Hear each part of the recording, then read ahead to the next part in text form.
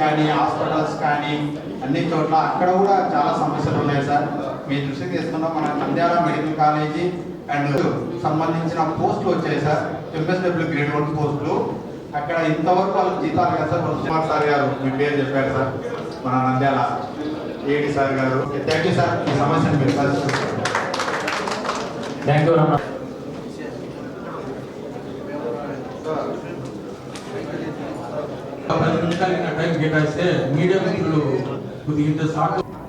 ముందుగా ఇక్కడ వచ్చినటువంటి విలేకరులందరికీ స్వాగతం తెలియజేసుకున్నాం. నా పేరు అరవపాల్ అంటారు. నేను Andhra Pradesh health administration medical service association, short ఫామ్లో ఏపీ హంస, దానికి రాష్ట్ర అధ్యక్షులుగా ఉన్నాను. అయితే ఈరోజు ఈ కడపలో ఈ మీటింగ్ ఏర్పాటు చేయడానికి ప్రధాన కారణం, మాకున్నటువంటి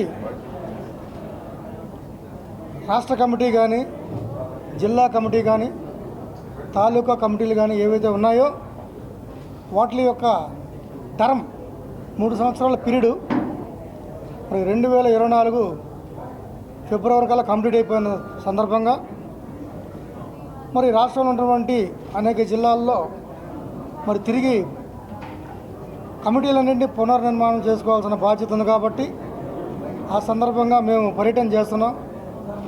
అందులో భాగంగా ఈరోజు ఈ యొక్క కడప విచ్చేయడం జరిగింది.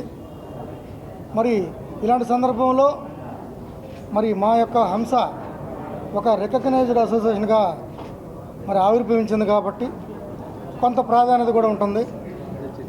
అందుకే అనేక మంది ఉద్యోగులు, మా డిపార్ట్మెంట్లో మెడికల్ అండ్ హెల్త్ డిపార్ట్మెంట్ ఉద్యోగులందరూ తమ యొక్క ప్రాతినిధ్యాన్ని, తమ యొక్క ఉనికిని, తమ యొక్క నాయకత్వ పటిమను మరి అభివృద్ధి చేసుకునే అందులో భాగంగానే ఈ యొక్క వేదిక అవసరమైందని వాళ్ళు భావించారు. కాబట్టి మేము పనిచేసే ఒక మంచి నాయకత్వాన్ని మేము తీసుకోవాలని ఇక్కడ కమిటీ ఏర్పాటు చేయడం కోసం, కూర్పు చేయడం కోసం మేము ప్రయత్నం చేస్తున్నాము. ఇప్పటికే ఒక కంక్లూజన్ వచ్చింది. అయితే మీ ముందు ప్రత్యేకంగా చెప్పాల్సింది ఏంటంటే, మేము వచ్చినటువంటి విధానం ఒక పని, ఒక ప్రత్యేకత సంతరించుకుంది. ఎందుకంటే అది కమిటీ ఆవిర్భావం కోసం మీ అందరికీ తెలుసు, ఇప్పుడు చెప్పడం జరిగింది. అయితే ఒక పత్రిక ఈరోజు వచ్చినటువంటి హెడ్లైన్స్లో ప్రధాన శీర్షికగా ఆంధ్రజ్యోతిలో జగన్ కోసం హంస అనే ఒక శీర్షికన వాళ్ళు వేయటం జరిగింది, ప్రచురించడం జరిగింది. నేను ఈ విషయాన్ని తీవ్రంగా ఖండిస్తున్నాను. ఏ అదను చూసుకొని, ఏ అవకాశం చూసుకొని, ఏమీ మీ దగ్గర సాక్ష్యాధారాలు ఉన్నాయో చెప్పాలి. జగన్ కోసం హంస పనిచేస్తుందన్న విషయాన్ని మీరు ఎలా తెలుసుకోగలిగారు? మీరు ఏమని, మీకు అంతకుముందు జరిగిన అంశాలు ఏమన్నా మీ దగ్గర ఉన్నాయా?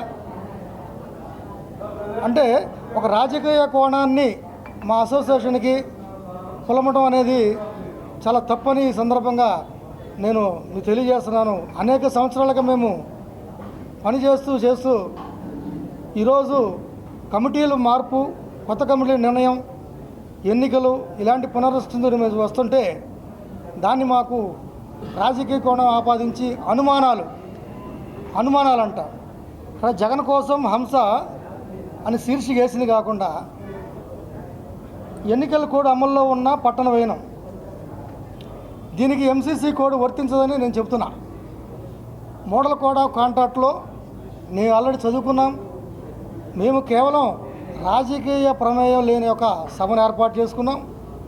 మా ఉద్యోగుల్లో ఉన్నటువంటి ఇబ్బందులు ఏవైతే ఉన్నాయో వాటిని సవరించుకుంటూ వాళ్ళల్లో ఉన్నటువంటి ఇబ్బందులు తొలగించే అంశాలు, అట్లాగే మా అసోసియేషన్ వ్యవస్థాపకంగా డెవలప్ చేసుకునే విధానంలో కమిటీలు ఏర్పాటు చేసుకునే విధానం మేము అవసరం తప్ప, ఇక్కడ ఎన్నికలు కూడా అమల్లో ఉన్న పట్టణమైన అనే విషయాన్ని తీవ్రంగా ఖండిస్తున్నాం.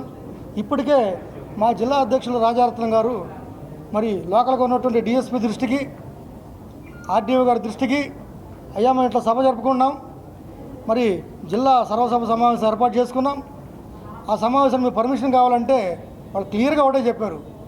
పొలిటికల్ ఇన్వాల్వ్మెంట్ లేకుండా, వాళ్ళని ఇక్కడ తీసుకురాకుండా, వాళ్ళ పరిచయాలు లేకుండా, అట్లాగే ప్రభుత్వ పరిపాలన మీద విమర్శలు లేకుండా సాధారణమైన సభలు జరుపుకుంటే మాకైతే అభ్యంతరం లేదు, దాని పర్మిషన్ కూడా అవసరం లేదు, నిరభ్యంతరం కొనసాగించవచ్చని వాళ్ళు చెప్పడం జరిగింది. మరి దీన్ని కూడా ఎన్నికలు కూడా అమల్లో ఉన్న పట్టణ వైనం కింద వాళ్ళు చూపించారు. నెంబర్ 1. రెండోది వెంకట్రామరెడ్డికి అత్యంత సన్నిహితంగా ఉన్న సంఘం. మీరు చూసారండి సంఘం. అన్ని సంఘాలు అందరికీ అత్యంత సన్నిహితంగా ఉంటాయి. ఏపీ ఎన్జిఓలో ఉన్నటువంటి ఏపీ జేఏసీ ఉంది, దాంట్లో అనేక సంఘాలు ఉన్నాయి. మరి ఆ సంఘాలు కలిస్తేనే అత్యంత సన్నిహితంగా ఉంటేనే కదా ఆ సంఘం నడిచేది. మరి అదేవిధంగా సూర్యనారాయణ గారి సంఘం నడుస్తుంది. మరి ఈరోజు ఆయన యథేచ్ఛగా మీటింగులు చేసుకుంటూ రాష్ట్ర వ్యాప్తంగా పర్యటనలు చేస్తున్నాడు. ప్రతిరోజు రౌండ్ టేబుల్ సమావేశాలు ఏర్పాటు చేసుకున్నాడు. అంటే వాళ్ళ ఉనికి గురించి మీరు ప్రస్తావించలేదే పేపర్లో. కేవలం మా ఉనికిని మీరు ప్రస్తావించి అనుమానాలు ఉన్నాయి, జగన్ కోసం పనిచేస్తున్నాం, ఏం మాటలు మాట్లాడుతున్నారని మీరు. నా యొక్క గుర్తింపు, ప్రభుత్వ గుర్తింపు ఉన్న సంఘం, దాన్ని ఒక పొలిటికల్ పార్టీకి మరి దానికి ట్యాగ్ చేసేసి మాట్లాడడం అనేది ఎంతవరకు కరెక్ట్? మేము ఏ ప్రభుత్వంలో అయినా యథేచ్ఛగా కొనసాగుతాం, యథేచ్ఛగా పనిచేస్తున్న వాళ్ళం.